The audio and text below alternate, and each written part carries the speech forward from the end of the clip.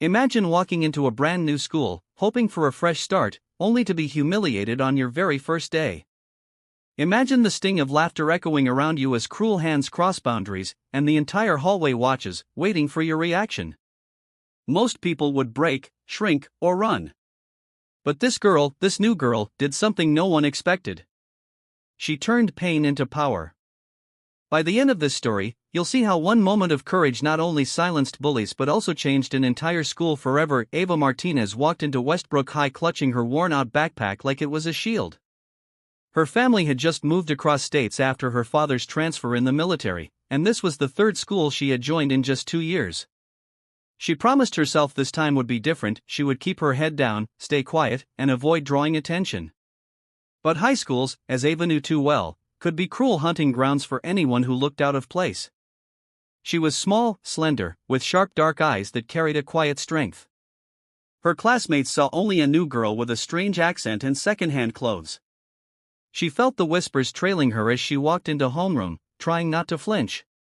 She had been through this before. She knew how it started, with mocking stares, whispered insults, and little laughs in the hallway. But that day, at lunch, it escalated. A group of older boys blocked her path, their smirks sharp as knives. One of them, tall and arrogant, stepped too close. "New girl," he sneered, "you lost? Or are you just begging for attention?" Ava tried to walk past, clutching her tray tighter. She had learned to stay silent, don't fight, don't provoke. But then, in an instant that would change everything, one of the boys grabbed her chest, laughing as the others roared. For a second, Ava froze. The cafeteria blurred, her ears rang with shame, and every eye was on her. She could have run. She could have stayed silent. But something inside her snapped, something she had buried deep after years of moving, after years of pretending to be invisible. She wasn't weak. She wasn't prey.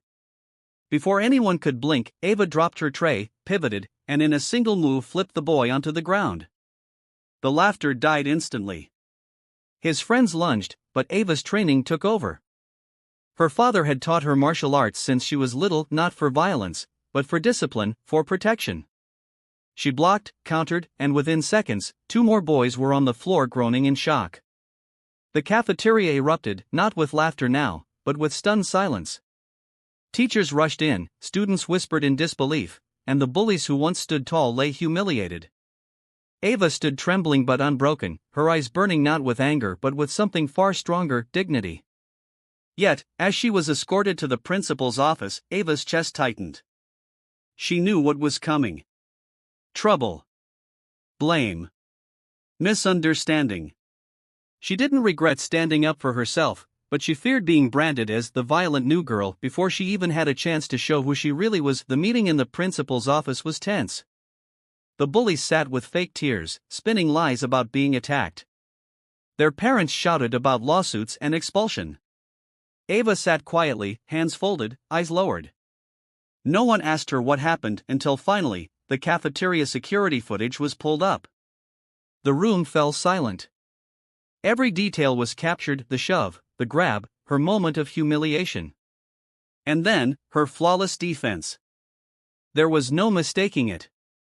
She had not attacked. She had defended herself. The principal leaned back, shocked. The parents of the bullies paled with shame, while the boys shrank into their seats.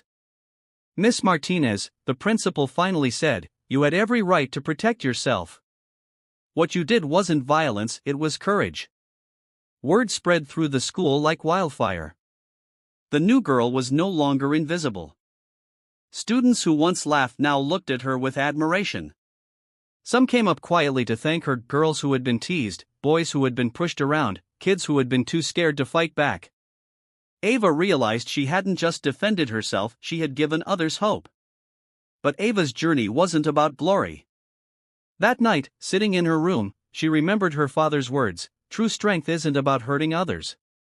It's about protecting yourself without losing who you are." She replayed the moment in her head, not the fight, but the look in the eyes of those who watched.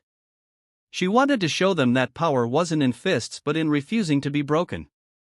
The next week, Ava surprised everyone. Instead of sitting alone, she joined a group of students who had always been on the outside, the quiet ones, the ones picked on, the ones who felt invisible. She encouraged them to join her in after-school self-defense classes she started teaching in the gym. At first, only a few came. Then more. Soon, the group grew, and the same kids who once felt powerless stood taller, stronger, and prouder. The bullies, on the other hand, faded into silence.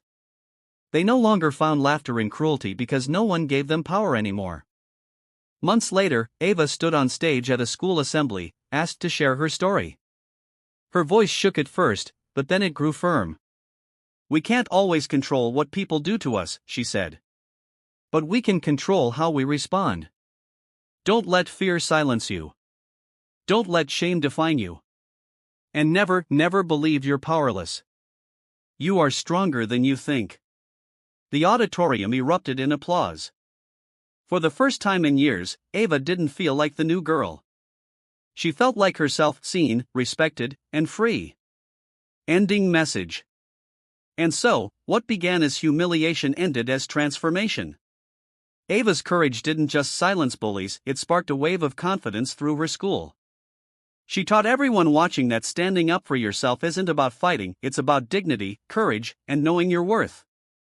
So ask yourself, when life tries to push you down, will you stay silent, or will you rise with strength?